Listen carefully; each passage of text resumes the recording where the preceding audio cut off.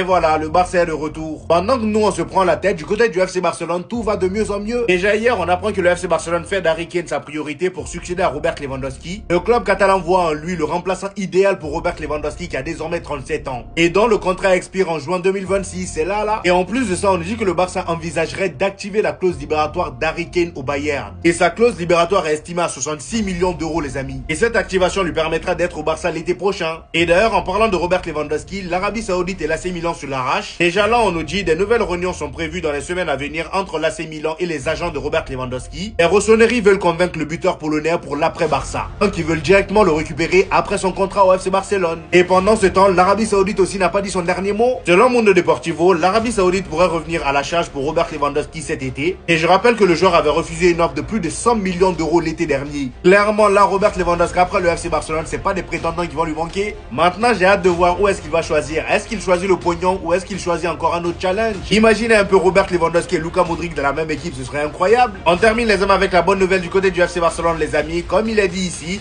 Juan Garcia, le gardien du FC Barcelone, et Rafinha seront de retour face à l'Atlético Bilbao. En gros, dès le retour de la trêve internationale, ça sera le premier match. Enfin, on pourra voir le vrai Barça parce que là, dernièrement, depuis que Rafinha s'est blessé là, ça va pas.